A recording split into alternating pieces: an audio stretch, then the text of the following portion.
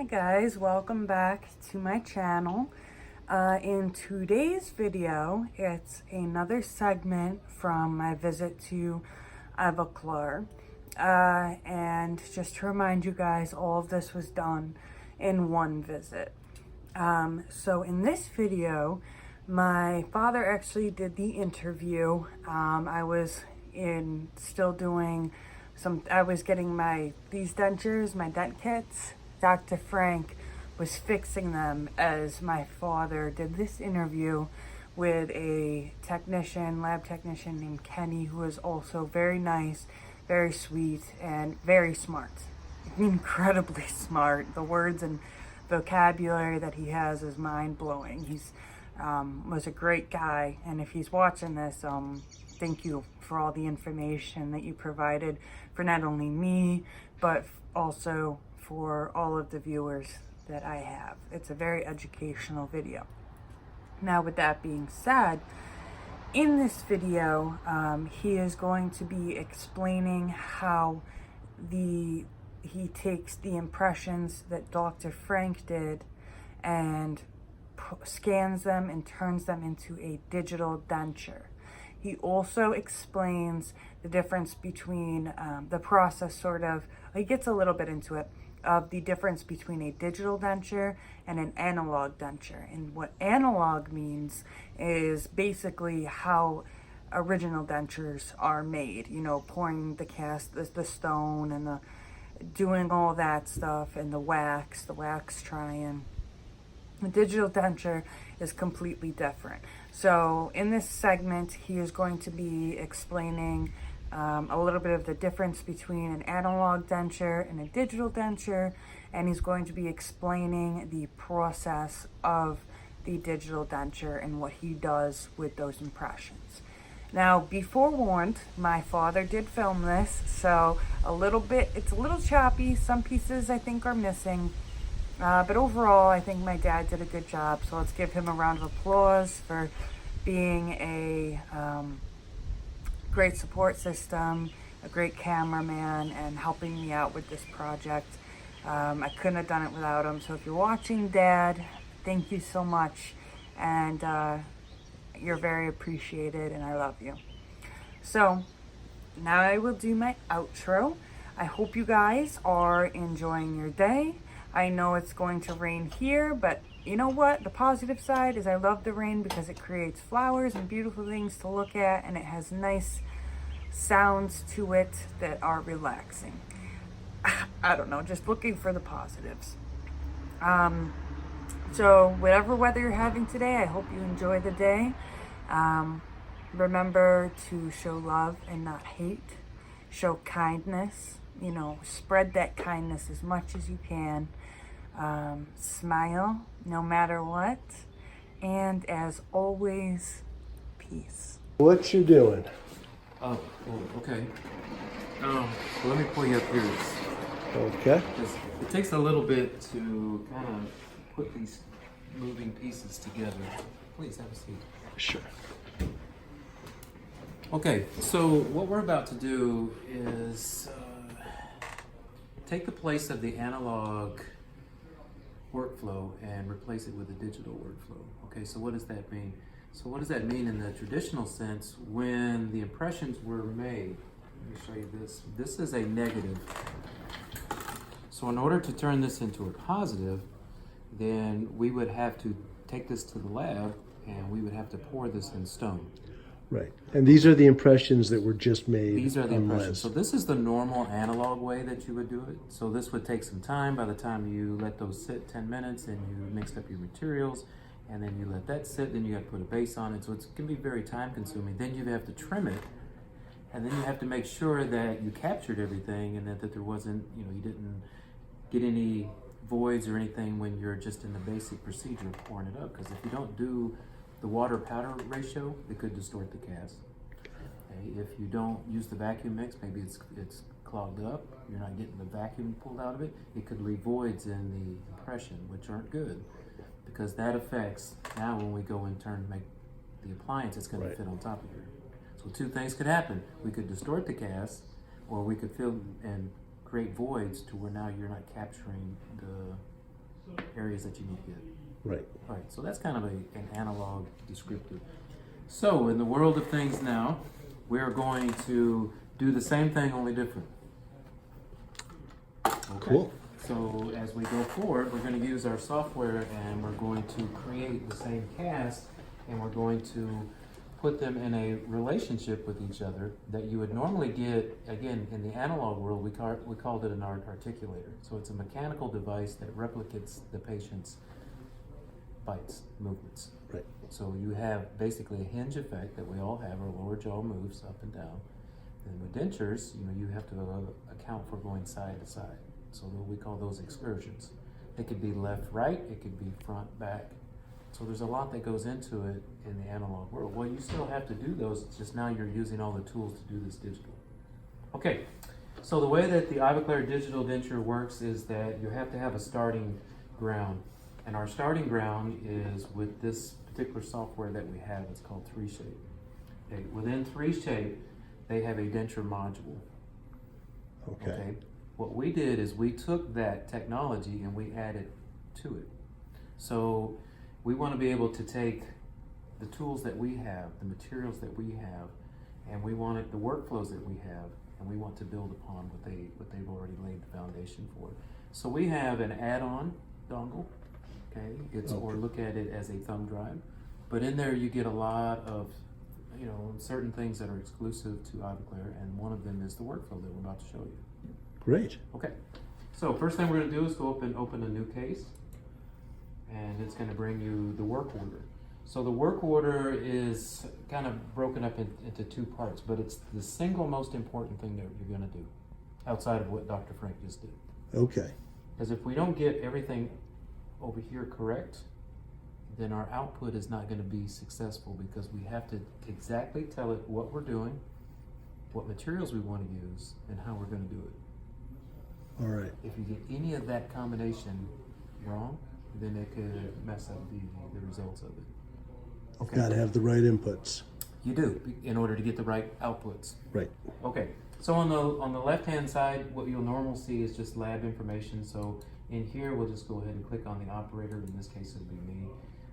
This is really an internal form that the labs would use. On this one, I'm not going to use any names or anything like this. So I'm basically, we'll just call this, let's see, patient information. So basically, everybody kind of keeps track on who the patient is in their own internal way. So really, the use of names and stuff like that's kind of getting away from. Yeah, okay. That makes sense, especially when you're in the digital world. Right. So we'll just put administrative, patient administrative. Over here, you can see that it automatically generates an order number. Down here, it's going to tell you which design module that you're in. In this particular one, it's outlined as 2019. Okay, so we start here, and what we want to do is start identifying which teeth that was going to be involved. Now, just to let you know that on a denture, it's not routinely that we account for every single tooth. So Really? there are 32 teeth that we all start out with. Our wisdom teeth are counted, and then along the way, we have them removed. So really, we're down to 28. The wisdom teeth don't really serve a purpose, so to speak, unless there's room for them. So if there's not any room for them, or if they're going to cause us to maybe have pain later, then they'll have them extracted. Especially, the teeth will come down. It's not as bad as on the maxillary, because maxillary has a way of just coming straight down, so there's usually not a problem. But on the lower, now we're coming up. And on that one, this one wants to come in from the side. And it kind of pushes everything this way. And all it does is just cause a space issue, crowding, but it can also cause pain. So a lot of the extractions on wisdom tooth is really just preliminary. It's kind of preventive to get to, okay. So we really don't use them at all. So now you're down to 28. Okay, the other issue we have to consider now later on is the amount of space. Just because we have 28, do we necessarily need to use 28? Well, what dictates that? Well, the mouth does. Okay, so the mouth is going to say, okay, we have a certain amount of room that we can put this in, and we have to make these teeth fit in here. Okay, so we can determine that later on. So what we're going to do is just go ahead and select the 28 teeth, and then as we get further into the software, as we start setting teeth, then we can select and take teeth out, see what it looks like, put them back in to see if we want it. Because I can't right now arbitrarily say we're not going to use all of these. Because ideally for the patient, we want to use all of these because it gives them a better, a more broad chewing surface, more teeth, Right. better. Now, when we come down to it, because of space, do we want to get rid of one of the smaller teeth, which would be a bicuspid? Because the molar gives you a broader chewing surface. Okay. But a lot of that is just going to be determined once we get everything lined up. But in order to fill out the work order, we're going to tell the system we're going to use all 28 teeth and kind of go from there. Okay. Okay. So we click on the first one and then we go all the way to the side. You can do one arch at a time if you wanted to. In this particular one, we'll just go ahead and get both of them done at the same time. Hey, how you doing, Liz? Good, how are you? Once we've selected the teeth, now we've got to select the workflow and the materials. So in this particular one, and I think Dr. Frank probably explained it to you, what we're going to go for on this one is we're going to go, there are two modules. One is the 3D bite module where we would make, the appliances that really don't have any teeth assigned to them just yet. Okay. So it would be like occlusion rims, it would be like the special nathometer that we make that you can do, intraoral tracings. The other workflow involves the teeth. So this is the complete denture module. So the first thing we want to do is we just don't want to jump to making a denture. That would be a huge mistake. Okay, we have to have an interim procedure in between. So what we want to do is have an immediate, not immediate, but you want to have an interim device that we can have you in, go through all of the parameters, and have you fit it, try it in. And in some cases you can, well in most cases you can take those home. Because right now in the analog it's made of wax, so you can't really go home Right. with it. Right. Because you drink a cup of coffee, you chew something, and it's chaos. They're melting. So with this one, it's all made of resin. The ideal of this is that on your next appointment, that we're going to try these in, and we're trying fit number 1 and occlusion, which is something you're not going to get in the analog world because the fit is still compromised because of the stone cast. Yep. Okay, and the teeth are in wax, which makes them very unstable. So the final fit and final occlusion right now in the analog world cannot be achieved Okay. because you still have too many moving parts. Yeah. Because even if that came back and Dr. Frank was satisfied, everything looks good, he has the ability to move teeth, he can do whatever. He still can't do anything about how the initial base fits on the cast. Okay, and still, the teeth can still move by the time it comes from him to me. Walking from his operatory to this room might be a room temperature change.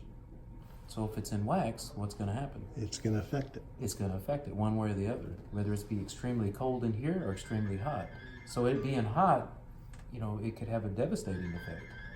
Right. So by the time I get it and I do the things to process the analog denture, the risk is still there of distortion.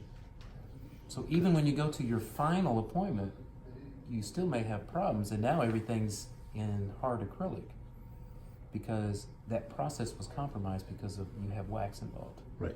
So in the digital world, all of that's to the side. There's no more wax. Would have to do that. Let you take out a lot of the margin for error. It does. It does.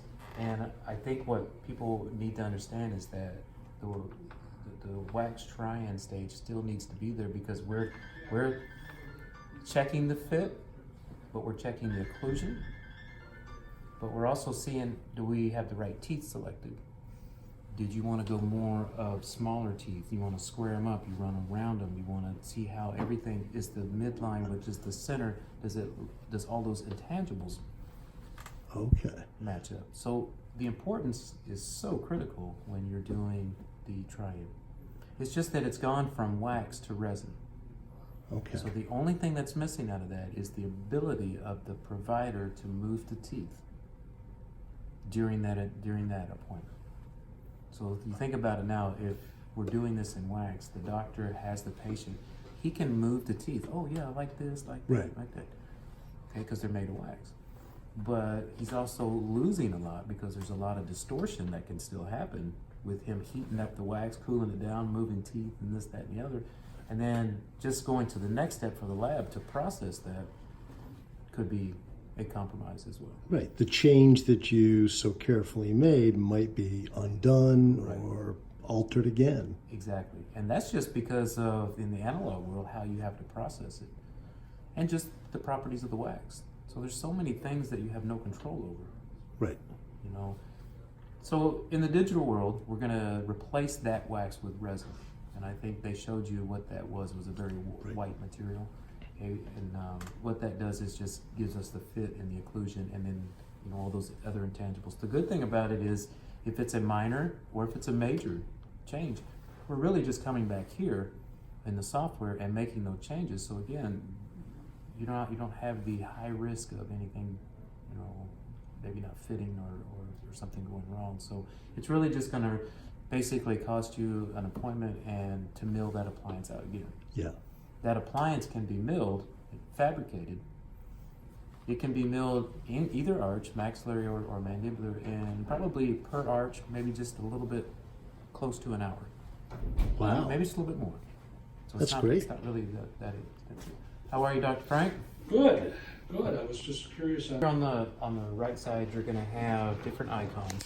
Mm-hmm. So it doesn't matter which order that you select them in. Okay, it's just make sure that we put a little check in the box. And you have to understand what it is you're trying to do. What we're going to do is what's called a direct try-in. Okay, so we're not going to make anything that doesn't involve teeth. This is going to involve teeth.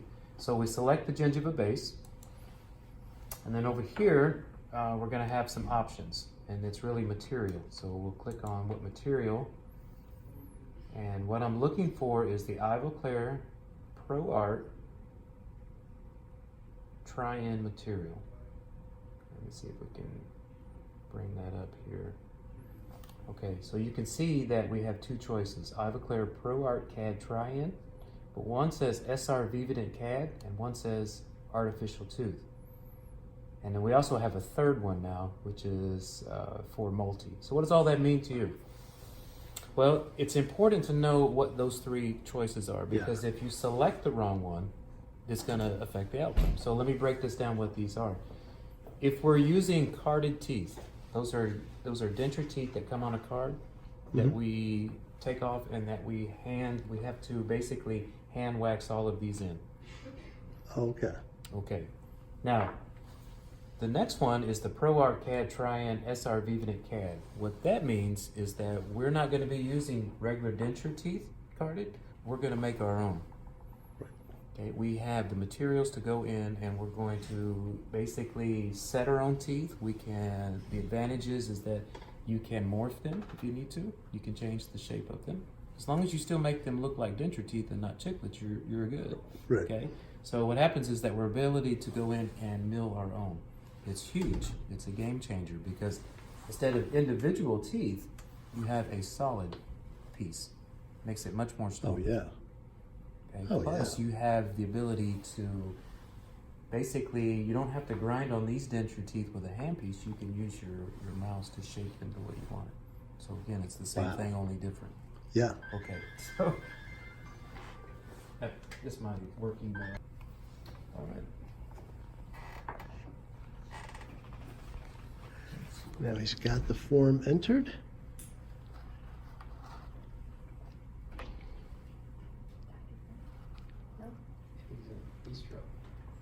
All right, I'm gonna have to jump Okay. in behind you. Yeah, he's gonna scan the first thing he's gonna scan is he's gonna scan the central tray.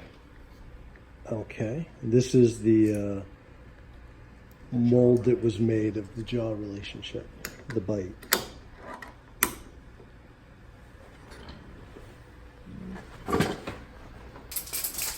So what is that you're spraying on the mold? But because of the shininess of the material, sometimes what a scanner is a camera. Okay, so Okay. it won't be able to read this material as clearly as we want it to. So you got to give it a little bit of a Get rid of the glare. right. So you don't need a whole lot of it.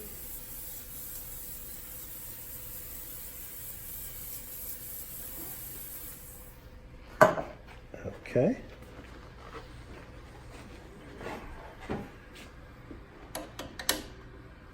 And now, how does that scanner do what it's doing? Well, it's It's built on an axis, and it's built on a camera. So basically what it's going to do is when we tell it to go, it's going to move it like this, so it's capturing all of the material. Wow. So you'll see right here, you'll see it start to come in. So basically we put this in, we hit next, and depending, this could take a couple of scans, or you could get it on the first one. The good thing is that if you don't get it on the first one, you don't have to go completely back. It'll ask you if you want to do what's basically an adaptive scan. Oh, So okay. it may just go back and just go back to that one particular area instead of focusing in on the whole thing. Okay. Okay. So in other words, if I didn't put enough spray in a certain area and we didn't get enough of what we needed, then we'll have to take this back out, probably respray it, and probably want to do a rescan. But if it may be just one particular area, then we can just go in and do that. So And so this is the digital This is it. image it's capturing, that's right. and it's unlike like a regular photo. It's filled with detailed information. Right. So all you're doing is you're taking this and putting it into the computer. So it's still seeing this. We haven't done anything yet. Right. But it's just taking the three-dimensional physical thing and turning it into. Okay. So here's the impression that we took. You can see. That's so cool. Oh my gosh. Okay. So what am I looking at here? Okay. There's two different things here, Fred. These are the impressions of the mouth. So you want them to be very, very detailed. Right. Okay, because everything matters. Yes. Okay, everything that we do in here matters because that's what's going to make our stone cast. That's how we're now going to use this outline and make the denture. Got it. Okay, but in this sense, we're not capturing this. We're capturing the relationship between the upper and lower. So that's why he did them together. Okay. Okay, so if you're good with everything here, then you just hit next. And then you take this out. Now, about this device is that you just don't take it or take this out and then put it back in. Okay, it actually comes and it flips over on its own. So you don't lose that relationship. Got it. Right, now I have to go back over here. So Okay. the lower portion of this. Okay, and that's the other side of the scan we just saw. Right.